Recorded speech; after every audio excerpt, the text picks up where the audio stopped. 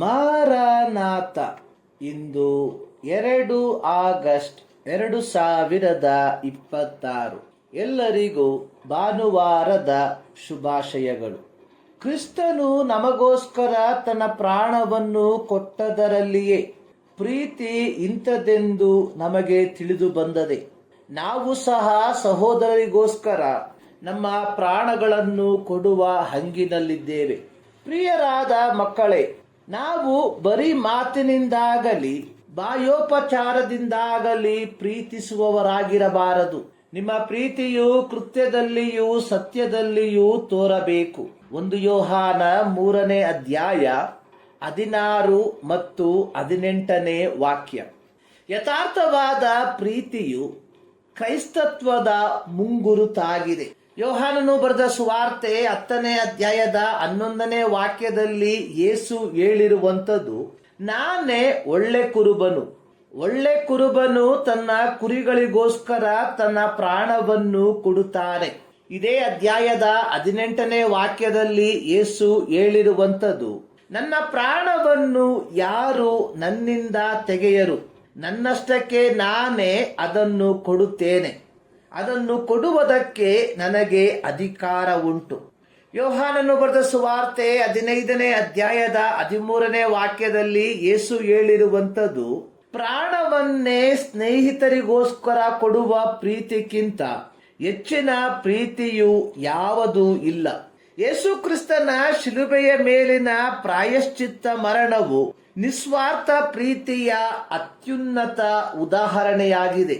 ಯೋಹಾನನು ಬರೆದ ಸುವಾರ್ತೆ 3ನೇ ಅಧ್ಯಾಯದ 16ನೇ ವಾಕ್ಯದಲ್ಲಿ ನಾವು ಓದುವಂಥದ್ದು, ದೇವರು ಲೋಕದ ಮೇಲೆ ಎಷ್ಟೋ ಪ್ರೀತಿಯನ್ನಿಟ್ಟು ತನ್ನ ಒಬ್ಬನೇ ಮಗನನ್ನು ಕೊಟ್ಟನು.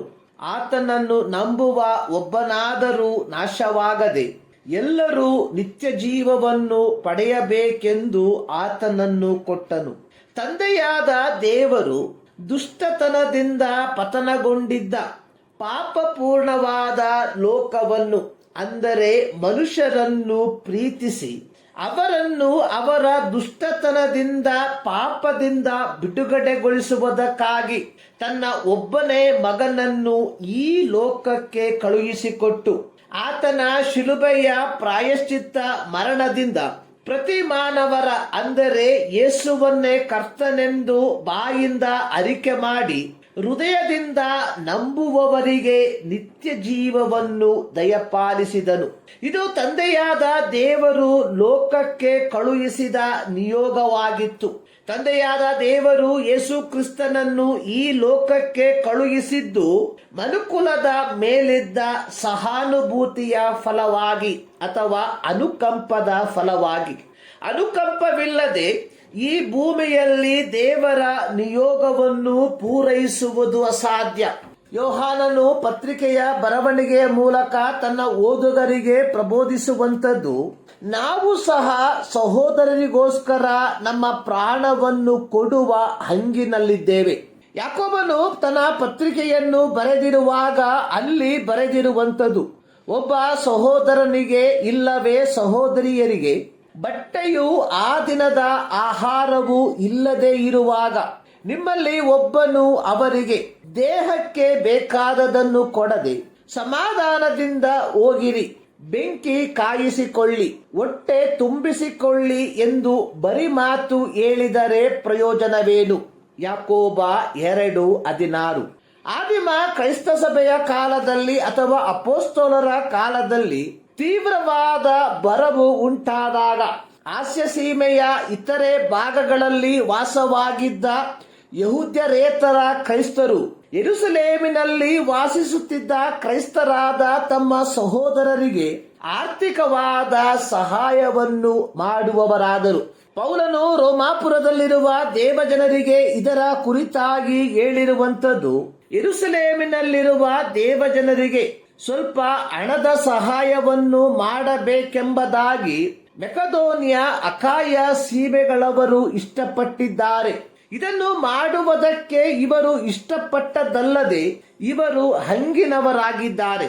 ಹೇಗೆಂದರೆ ಅನ್ಯ ಜನರು ಅವರ ಆತ್ಮ ಸಂಬಂಧವಾದ ಸಂಪತ್ತಿಗೆ ಪಾಲುಗಾರರಾದ ಮೇಲೆ ಲೋಕ ಸಂಬಂಧವಾದ ಕಾರ್ಯಗಳಲ್ಲಿ ಅವರಿಗೆ ಸೇವೆ ಮಾಡುವ ಹಂಗಿನಲ್ಲಿದ್ದಾರಲ್ಲವೇ.